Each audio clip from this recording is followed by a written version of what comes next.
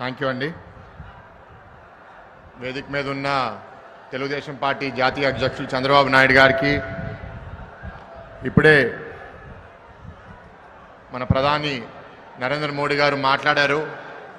Helicopter take off అవ్వాలి కాబట్టి ఆయన ఫస్ట్ మాట్లాడేసి దాని తర్వాత బాబు గారు మాట్లాడుతా అన్నారు. వేదిక మీద ఉన్న ఇతర ఎన్డీఏ అభ్యర్థులందరికీ, వేదిక ముందున్న అనకాపల్లి, విశాఖపట్నం, విజయనగరం ప్రజలందరికీ నమస్కారం అండి. నాయకులందరికీ నమస్కారం. మోడీ గారి తర్వాత మాట్లాడే అవకాశం వచ్చినందుకు ఆనందంగా ఉంది. ఇప్పుడే ఆయన అన్నట్టు గత 5 సంవత్సరాలుగా వైఎస్ఆర్ కాంగ్రెస్, తెలుగుదేశం ప్రభుత్వం, ఎన్డీఏ ప్రభుత్వంలో జరిగిన అభివృద్ధి అంతా పక్కన పెట్టేసి అవినీతిని ఎట్లా పెంచుకోవాలి అని మోడీ గారు ఇప్పుడే చెప్పారు. Sand mafia, land mafia, liquor mafia, drug mafia అని. ప్రత్యేకంగా విశాఖపట్నంలో కూడా మేము ఇది చూస్తున్నాము. ఎప్పుడు చూసినా సరే ఎక్కడో భూ కబ్జా, ఎవరో గోడలు ఎరగొట్టేయడం, ఎవరినో బెదిరించడం.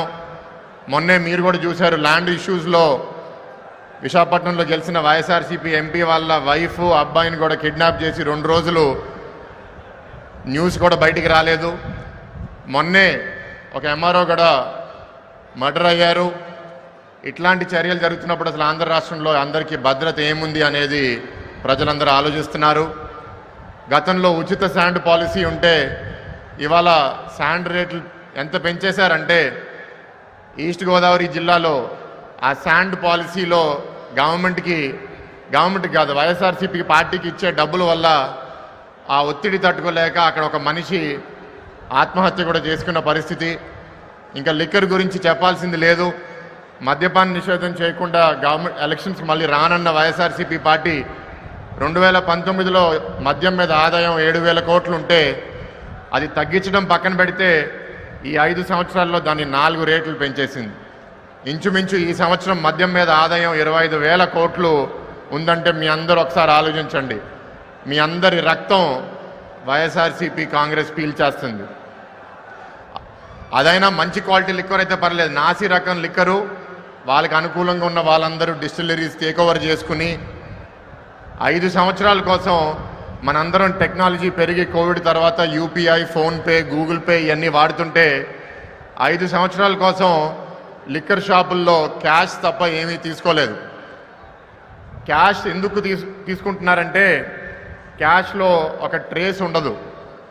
వాళ్ళు అమ్మే 10 డబ్బాలు దాంట్లో 2-3 డబ్బాల్లో బార్ కోడ్ ఉండదు, ఎక్సైజ్ డిపార్ట్మెంట్కి కోడ్ ఉండదు. అది అమ్మడం వల్ల ₹1 పన్ను కూడా రాష్ట్రానికి రాదు. ఆ డబ్బులంతా వాళ్ళ జేబు లోపలికి వెళ్ళిపోతాయి. మరి ఒఫీషియల్గానే 4 రేట్లు ఆల్కహాల్ రెవెన్యూ పెరిగితే ఇంకా ప్రైవేట్గా వాళ్ళ పార్టీకి, వాళ్ళ పార్టీలో ఉన్న వాళ్ళకి ఎంత పెరిగిందో అందరూ ఒకసారి ఊహించగలరు.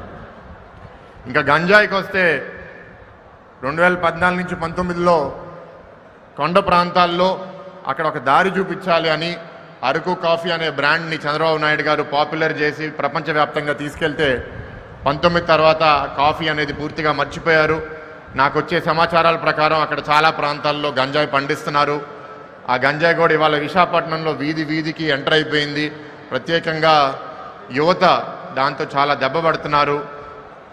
నేను చాలా వీధులకి ఇవాళ విశాఖపట్నంలో తిరుగుతుంటే మాకు సీసీటీవీ కెమెరాలు కావాలని, వీధి లైట్లు కావాలని అడుగుతున్నారు. ఎందుకు అని అడిగితే ఈ గంజాయి మద్యం ప్రభావం వల్ల బ్లేడ్ బ్యాచ్లు, దొంగలు ఎక్కువ తయారవుతున్నారు. మహిళలకి, పిల్లలకి భద్రత లేదంటే విశాఖపట్నం ఎంత ప్రశాంతంగా ఉండేది, ఇప్పుడు ఇట్లా ఉందని విని నాకు చాలా బాధ కలుగుతుంది. మోడీ గారు అన్నారు కేంద్ర ప్రభుత్వం ప్రాజెక్టులు చాలా ఇక్కడ పూర్తి చేశారు, హైవేలు, సెంట్రల్ గవర్నమెంట్ ఇన్స్టిట్యూషన్స్.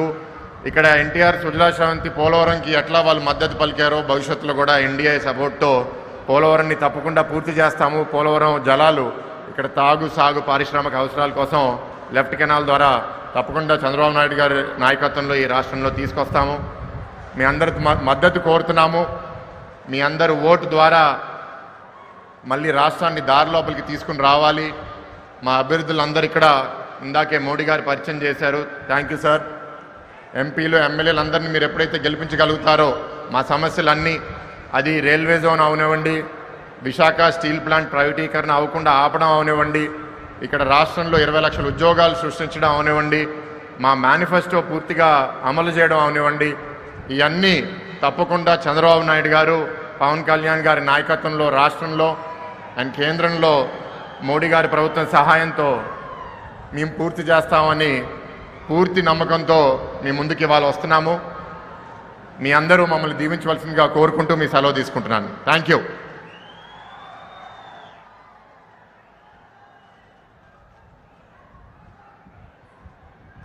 నవ్యాంధ్ర నిర్మాత, అమరావతి రూపశిల్పి, విజనరీ నాయకుడు, సైదరాబాద్ సృష్టికర్త, కాబోయే ముఖ్యమంత్రి, తెలుగుదేశం